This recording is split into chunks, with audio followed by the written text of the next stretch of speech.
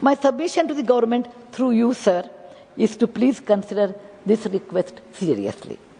Sir, our Prime Minister's dream is Vixit Bharat or Developed Bharat in 2047. To realize his dream, there are many paths. This is one of the paths I consider. Well-developed nation is always with well-developed people.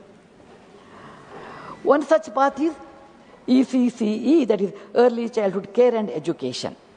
If we implement it now, those children who receive this Anganwadi services will there inherit Vixit Bharat dream in 2047 as confident, self-reliant, healthy citizens. Sir, Rome was not built in a day. Independence was not given in a day. Many leaders, many years, sacrificed their lives, their personal life, struggled, and at the end we got independence. So these projects are not immediately, in a day it is done. We require time, but we have to do this one. We should only realize our dream when, and our children will appreciate our effort once we have 3 to 6 or 3 to 14 years of education, compulsory, all over India, free education, which should become a birthright. It is possible under PM Modi ji's leadership, sir. I am confident about it. Next generation people will remember him, owe to him that he changed their life. How Mr. Vajpayee changed, made a change, in 2002, the RTE, that 6 to 14, I think our Modi ji will do 3 to 14. Sir, I would like to conclude. Being a teacher for many years, until the next bell rings, I may go on talking. I do not want to do that today. I want to take a quote from Gita, which Krishna says about Atma. But I will tell this one to Vidya. For me, Vidya, education, knowledge are synonymous. This is a beautiful shloka. He says, Nainam chandanti shastrani, nainam dahati pavakaha, na chainam kledayan apo, na sheshayuti marutaha. He says to Atma, but I will tell, if you learn some skill, you learn your education in a proper way, you master Vidya. When you master Vidya, no thief can come and steal it. It need not be kept in a Godrej locker. Nobody can cut it into pieces. It remains solid in your heart. It cannot be burnt with Agni because it is imperishable. It cannot be drowned in water because it's above the water. No wind can take it to the distant destination because it is heavier than that. Education is that asset. Everybody should owe it. Everybody should have the right on it. Education can change your life forever. Education is something which is not inherited but to be learned in a proper age, in a proper school, with a proper teacher, with a proper leader, with a proper society, with a proper government. And we have all those things in front of us. I am really grateful, sir, for your opportunity you have given to me to talk such a long time. And thank all my colleagues for patient hearing. Thanks for giving me this great debate time. And Jai Hind, Vande Mataram.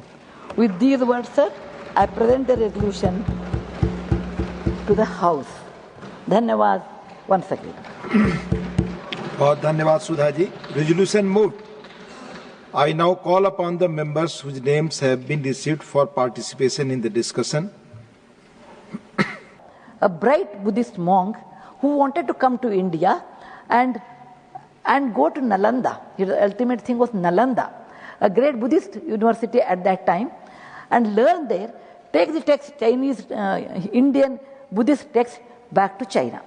When he decided, everyone gave advice to him. Anyway, in India we are famous for giving free advice. He also must have got a lot of free advice there, saying that you can't go. It's a distant land. It's the western side. How will you go? The emperor of the Tang dynasty at that time was very fond of him. He said, "You cannot go. How can you go to India? By foot, it is not possible." So he imprisoned him. But Huinat Singh escaped in the night. He walked Gobi Desert by foot, took the Silk Route and came to Kannauj, then to Patna and then to Nalanda. He learned there as a student first and later he became a teacher. And he wrote a book known as CUK, Wandering in the West. For Chinese, we are Westerners. So he says, wandering in the West, he talks so much about India, the life of Indians in 629 AD at Kannauj. And he describes Peshawar, he describes Patna, he describes Nalanda and many more places, including Sanchi. He describes all those things. And he took those books back to China. Today, if we want to know something about India at 629 AD, we have to refer a Chinese book, CUK, which gives all the detailing. Why did he do that, sir? It was not needed. He was a good Buddhist monk. He could have sat in a Xi'an, in a pagoda, and he could have led his life. He said, no. My passion is to go and earn knowledge. My passion is to go uphill work, make it flat, and achieve it. To get this knowledge, I have to work hard. I should have patience. I should undergo all difficulties, but then only I can get it. But only I can do this. I don't care about anything, but I care for the knowledge. So it is possible in life, whichever they look uphill task over a period of time, with patience, with perseverance, with passion, we can achieve. Sir, if we decide to do this 3 to 6 year compulsory, it is to some extent uphill task, but we can do with patience of time.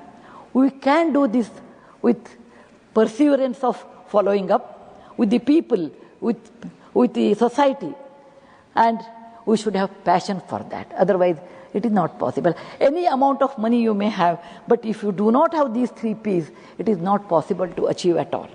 Secondary example I want to give, however funny, but I just, because it's my own experience, I thought I should share to this august house. I'm a small person. Compared to Huinat Singh and all, I'm not a great person. Sir, in the year 1974, when I did my engineering, there were hardly few lady engineers in India. And I saw an advertisement where House of Tatas wrote, lady engineers need not apply. Because the work was in Jamshedpur as well as in Pune and many places. And as a young girl, I wrote a postcard to J.R.D. Tata, who was the head of Tata Industry. I wrote to him, maybe because at 23 you're all idealist, and there's a very famous saying, at the age of 20, if you're not an idealist, you don't have heart. You continue to be, you don't have brain. It's for fun. So I wrote a letter to J.R.D. Tata asking this simple question on a postcard. I said, sir, if any country has to progress, if any society has to progress, then men and women should participate. Women are 50% of the population. And if you say, even though they are technically qualified, and if you say lady students need not apply, that means you are not opening a door for a technical person in your company. Sir, that is not fair, because if half the population is not allowed to work, then country will not progress. So there is nothing great about me writing because I was a young idealist girl. And I did not, sir, I come from a teacher's family. And I did not have any connection to the corporate world. I did not know anything in politics, nor I have any other equipment to reach JRE. It's only a postcard. I was well equipped with education, and education was my weapon. Education was also my asset. The greatness was JRD, sir, not me. He read that letter, he said, yes, what this young girl has asked has a valid point. If the society has to change, we have to allow many things to do. And one of them is allow women to work in a factory. He must have faced, because Sir JRD is not here now, he must have faced many things. His colleagues saying it is not correct, where the girl will stay, where the ladies' toilet will be there. But he said, if you want to start anything new, we have to start at any cost. The rest is history. I joined House of Tata. And it is nothing great about me, sir. It is great about that leader whose vision was so great, who had a beautiful blue eyes, which I remember, the vastness of the sky, the depth of the ocean. He understood not a postcard, the content of the postcard, the meaning of that. If we do not work, allow the opportunity for remaining people to succeed in life, it is not correct in a society. Similarly, I feel, sir, if we do not train our children between the age of 3 and 6, if they don't become good citizens, they may become good citizens, but they may not be well equipped with knowledge. The error lies with us. Error lies with us. I will give one more example, sir. Being a history teacher's daughter and a granddaughter, I am prone to history. In 1969, Neil Armstrong went to moon and placed his first foot on the moon. He gave a very famous statement. It may be a single step on the moon, but it's a big leap for the mankind. This generation people may not know. At least 1969, I have heard there was no TV. I've heard every conversation, so I remember it. Sir, it's the same way, like what Huenat Sung talked about 10,000 Li journey. Li is a Chinese measurement in those days of the distance. Sir, all these projects are difficult, but you have to take one step at a time, but you have to take it. Otherwise, there is no way. If we take one step today, next generation will have a leap, jump in their life, which is nothing but our asset. I will give one more example, sir. In 1815, there was a young person by the name Prince Bismarck of Germany. His early childhood educator was his mother. Maybe 0 to 3 or 3 to 6, what she taught him. Beta, you should do the following things. She told him, keep personal hygiene very good, respect time, keep house clean, go for detailing,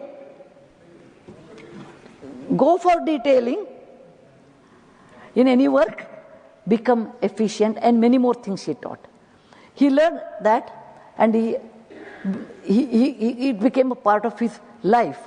When he became a Chancellor of Prussia in those days, he made all his subjects in that country all these principles. Keep personal hygiene, keep roads clean, keep parks clean, respect time, be efficient, go into the detailing, and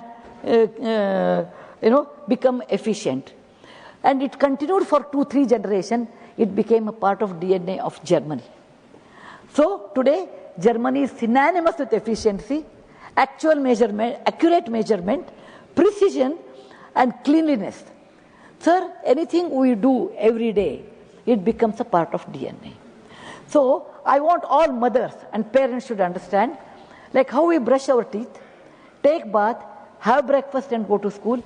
All parents and mothers should have that kind of a DNA, that children at the age of 3 should get up, brush their teeth, have their breakfast, go to school.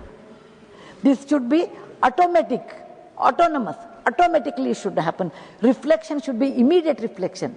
To happen that, we have to practice continuously. To practice that, we should have a project first. We should have a project, then you have to practice. It becomes a part of DNA. When it becomes a part of DNA, without any effort, you do that work.